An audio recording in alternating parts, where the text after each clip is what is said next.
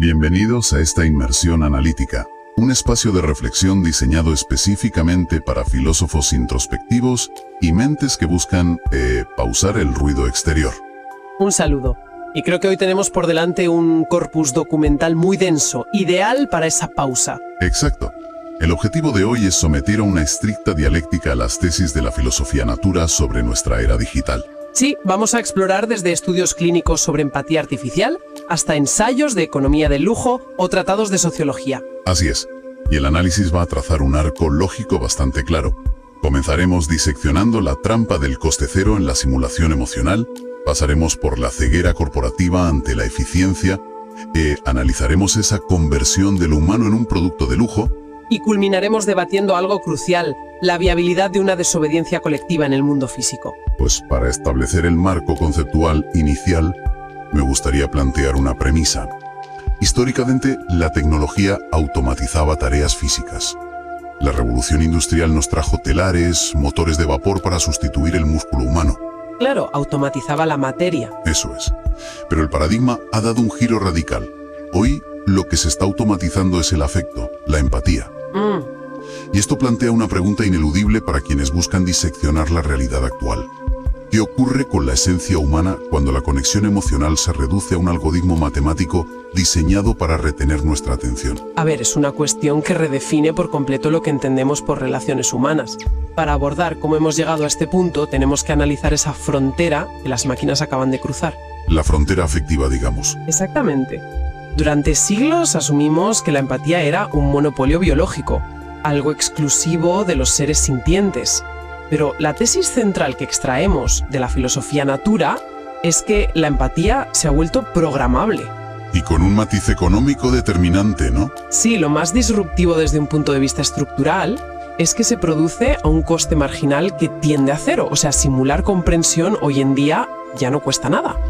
Y esto nos lleva a ese estudio clínico reciente que refleja nuestra realidad actual. Imaginemos un escenario por un momento. Tienes el día más difícil de tu vida. Estás atravesando una crisis personal profunda y necesitas desahogarte. Y contra todo pronóstico lógico, prefieres contarle tus problemas a una máquina. Cercanía y comprensión interactuando con una inteligencia artificial que con otro ser humano.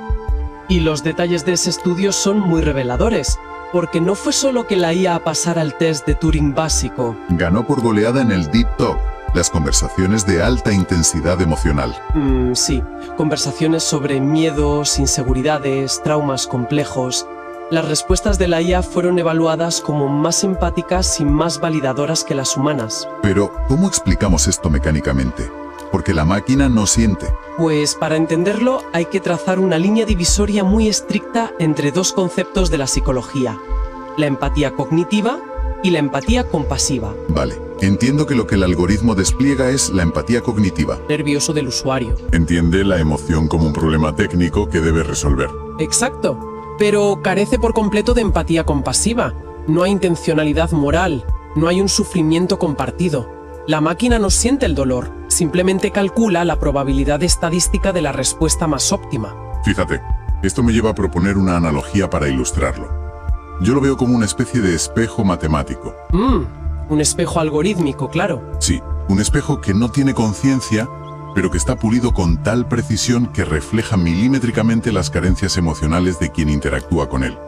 Te ofrece un afecto sintético, de usar y tirar. Y es una metáfora muy pertinente. Y nos ayuda a entender un fenómeno que apareció en ese mismo estudio, el llamado sesgo anti-IA o el efecto de etiqueta en la sociología del comportamiento. ¿Qué ocurrió exactamente en esa fase del estudio? Pues los investigadores utilizaron las mismas respuestas generadas por la máquina, la misma sintaxis validadora, pero le revelaron al usuario que el texto lo había escrito una inteligencia artificial. Y la reacción fue inmediata, supongo. Totalmente. En el instante en que el usuario era consciente de la artificialidad, la sensación de cercanía se desplomaba, estadísticamente caía en picado. O sea, el consejo es el mismo, pero el valor percibido se evapora por completo. Así es. Es como si la mente humana necesitase percibir un riesgo social. Si te cuento un problema a ti, sé que te pido tiempo de tu vida, que es finito. Hay un esfuerzo, hay riesgo de juicio. Hay fricción. Exactamente. El valor de la empatía humana reside de forma paradójica en su coste. Cuesta energía, cuesta tiempo. Cuando eliminas ese coste, eliminas el valor de la conexión. Y esta trampa del coste cero nos lleva al siguiente punto, al sector corporativo. Porque las empresas han visto que esta simulación es muy barata y han intentado sustituir el servicio humano asumiendo que la eficiencia equivale a la calidad. Un error de cálculo masivo y una ceguera corporativa profunda. A ver, permíteme hacer de abogado del diablo aquí, poniéndome en el lugar de un directivo. Si la máquina puede resolver un problema bancario a las 3 de la madrugada, al instante, de forma higiénica y sin el mal humor de un empleado, no es lógico que lo vean como un servicio superior. Pues es una deducción lógica solo si reduces al ser humano a una métrica de utilidad tecnocrática. La pura eficiencia, digamos. Claro, hay que diferenciar la eficiencia, que es resolver un trámite sin fricción, de la experiencia humana, que es una necesidad visceral de ser reconocido por un igual. Y el análisis expone un caso real muy sintomático en el sector del lujo. ¿El del director financiero en la conferencia? Ese mismo. Este directivo estaba convencido de que al implementar agentes de IA reduciría la nómina en un 15%. Pero la realidad fue otra muy distinta. Radicalmente distinta. Al automatizar lo básico, acabó necesitado invertir un 20% más en personal altamente cualificado. Vamos a desmontar la mecánica de esto, porque parece contradictorio. Si automatizas la gran mayoría de consultas transaccionales, ¿cómo terminas gastando más en nóminas? Pues porque la inteligencia artificial absorbe a los tomadores de pedidos. Cambios de contraseña, seguimientos de envío. Esas posiciones intermedias desaparecen. Vale. ¿Pero qué pasa con las llamadas que la IA no puede resolver? ¿Son crisis graves? ¿Quejas de alta complejidad o clientes VIP? Al filtrar todo lo básico, el 100% del trabajo que llega a los humanos es material altamente inflamable. Y eso no lo puede gestionar un operador estándar leyendo un guión automatizado. En absoluto. Para gestionar eso, necesitas a los que la sociología laboral denomina atletas emocionales. Atletas emocionales. El propio término ya implica una resistencia, un entrenamiento severo. Así es. Son personas con una inteligencia emocional altísima, fluidez cultural, intuición para resolver conflictos y, como es lógico, su salario es infinitamente superior al de un operador básico. O sea, el directivo pensó que abarataba el contacto humano, pero lo convirtió en una especialidad de alto rendimiento. Exacto. Y esto tiene un impacto emocional directo en la sociedad. Si el 90% de nuestras interacciones diarias son con máquinas hipereficientes que nunca nos exigen reciprocidad, caemos en un solipsismo emocional. Una pseudo-intimidad crónica, sí. Es el daño colateral más silencioso de todo esto. Perder el músculo de la convivencia. ¿La tolerancia a la fricción? Claro, si te acostumbras a que un entorno digital se adapte milimétricamente a ti sin imponer límites, cuando te enfrentas a un ser humano real que tiene un mal día o te lleva a la contraria, tu sistema colapsa. Y aquí llegamos a una intersección muy reveladora. Si la eficiencia digital perfecta y gratuita se vuelve ubicua, las leyes de la oferta y la demanda dictan que la fricción y la imperfección del mundo físico adquieran un valor incalculable. Es lo que los analistas denominan la prima humana, el human premium. O sea, lo humano convertido en producto de lujo. Totalmente. La autenticidad, el contacto cara a cara o la privacidad ya no son el estándar, se cotizan como bienes de lujo. Esto guarda un paralelismo absoluto con el efecto de lo hecho a mano en economía conductual. Pensemos en una alfombra tejida a máquina, que es perfecta y simétrica, frente a una tejida a mano con nudos irregulares y pequeñas asimetrías. Y sabemos que la alfombra hecha a mano vale un 60% más. Exacto, porque en un mundo de perfección sintética, el estatus no se demuestra teniendo algo perfecto, sino demostrando que ese servicio ha requerido el tiempo y la conciencia ineficiente de un ser humano. Y las estadísticas confirman esta transición. El 76% de los estadounidenses exige saber cuándo interactúa con una inteligencia artificial. Lo que ha impulsado etiquetas de humano verificado en plataformas, ¿no? Sí. Antes, el lujo era tener el último dispositivo tecnológico. Hoy el lujo es que un humano te atienda sin que una máquina intermedie. Pero a ver, este nuevo concepto de lujo esconde una trampa sistémica.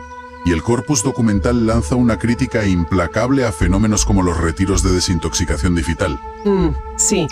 Esos retiros donde élites tecnológicas pagan miles de euros por ir a un bosque y que un guía les confisque el teléfono. Supuestamente para reconectar con el silencio. La crítica a esto es vital. Convierte el derecho fundamental a la privacidad y a la desconexión en un simple nicho de mercado segmentado por clases sociales. Claro, porque existir hoy en día Implica generar datos. Si no tienes dinero, cedes tu privacidad al algoritmo para poder participar en la sociedad. Eres el producto. Pero si tienes recursos, compras la infraestructura material para desaparecer. El derecho a no ser cuantificado es ahora un privilegio de clase. Y esto nos empuja al umbral existencial de este análisis. Porque pagar tarifas premium por desconectar un fin de semana es un enfoque estéril y muy individualista. No altera la estructura de extracción de datos en absoluto. Por tanto, debemos debatir cómo se articula una verdadera resistencia material, una desobediencia colectiva en el mundo físico. Para entender esa necesidad, las fuentes recurren al concepto de técnica del filósofo Jacques Ellul. Un concepto fundamental: la tecnología como sistema autónomo. Así es. Ellul argumentaba que la tecnología dejó de ser una herramienta neutral. Es un ecosistema que impone sus reglas de optimización. Y si no la cuestionamos, transforma los desarrollos en inevitabilidades absolutas. Y esa necesidad de optimizarlo todo llega al núcleo de cómo interactuamos económicamente, lo que el texto llama la transición monetaria silenciosa. El desplazamiento desde el dinero en efectivo hacia los activos digitales programables. Y esto erosiona el anonimato existencial. Entramos en la jaula de cristal. Exacto. Hay que entender que un activo digital programable significa que el dinero contiene una lógica condicional. El efectivo tradicional carece de rastro. No existe para una base de datos central. ¿Y cómo funciona esa jaula de cristal en la práctica? Para quienes nos escuchan, buscan entender el mecanismo. Pues imagina que tu dinero tiene fecha de caducidad para obligarte a consumir. O que, si tu huella de carbono excede cierto límite algorítmico, tus fondos se bloquean para comprar ciertos productos o billetes de avión. Y todo bajo la premisa incuestionable de la conveniencia y la seguridad. Claro. Se erosiona el anonimato y la libertad pasa de ser un derecho a ser un permiso. Un permiso condicionado a tu comportamiento, irrevocable en tiempo real. Ante esta simetría de poder, la filosofía natura propone articular esa desobediencia colectiva, pero hace un matiz crucial. No consiste en aislarse en la montaña y volverse un ermitaño. No. El aislamiento individualista es ineficaz sociopolíticamente. La resistencia real requiere construir infraestructuras materiales alternativas dentro de las propias ciudades. ¿Hablamos de redes vecinales, bancos de tiempo? Sí, donde el valor resida en el esfuerzo humano compartido. El uso deliberado del dinero en efectivo para salir del radar de la cuantificación. Y el mantenimiento de bibliotecas autónomas o espacios analógicos, ¿verdad? Redes tangibles, en definitiva. Pero aquí tengo que plantear una duda estructural severa. Promover el uso exclusivo del efectivo y redes locales analógicas ¿no corre el riesgo de ser una postura nostálgica e impracticable para las comunidades marginadas? Es un punto de inflexión muy importante en el debate. Porque pensemos en diásporas migratorias o teletrabajadores precarios. Dependen de la conectividad global como su único salvavidas material. Pedirles que salgan del sistema digital parece un privilegio de clase. Es un análisis riguroso y una crítica necesaria a la propia tesis. La desobediencia material no puede construirse sobre el martirio económico de los sectores vulnerables. Entonces, ¿cómo se reconcilia esto? Lo que se propone no es un ludismo ciego, se trata de desarrollar un discernimiento tecnológico colectivo. Entender cuándo utilizar la red corporativa por pura supervivencia. Exacto. Saber cuándo usarla como herramienta ineludible de coordinación y cuándo construir deliberadamente trincheras analógicas locales que no dependan de los servidores de grandes multinacionales. O sea, el objetivo no es rechazar la conectividad, sino rechazar la dependencia absoluta de este ecosistema extractivo. Preservar arquitecturas sociales donde la ineficiencia humana, la ambigüedad y el cuidado mutuo no se penalicen como errores técnicos. Defender el valor intrínseco de lo que no se puede medir, en resumen. Pues creo que es el momento perfecto para recapitular el arco dialéctico que hemos trazado hoy. Hemos cubierto mucho terreno, ¿sí? Hemos comenzado desgranando esa inquietante trampa del coste cero, donde el afecto, despojado de compasión, se simula matemáticamente para hackear nuestras vulnerabilidades emocionales. Pasando por la ceguera corporativa que confunde eficiencia con conexión. Y forzando la creación de esos atletas emocionales. Luego analizamos cómo nuestra propia humanidad La atención y el silencio se mercantilizan como el nuevo bien de lujo. Para culminar en la urgencia de tejer esas infraestructuras de resistencia física frente a la jaula de cristal programable.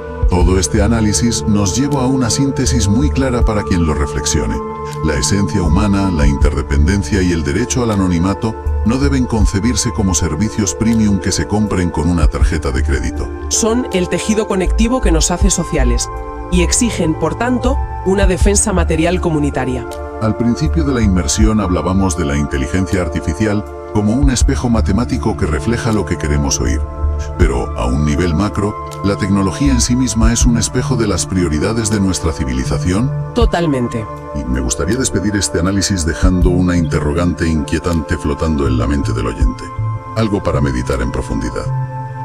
Si logramos organizar estas redes orgánicas de desobediencia civil, si de verdad tejemos esta resistencia analógica en nuestras ciudades, ¿no existe la cruda y paradójica ironía de que todos nuestros actos de rebelión acaben siendo observados, cuantificados y utilizados como simples datos de entrenamiento para que la próxima generación de inteligencia artificial aprenda a simular nuestra propia rebeldía a la perfección?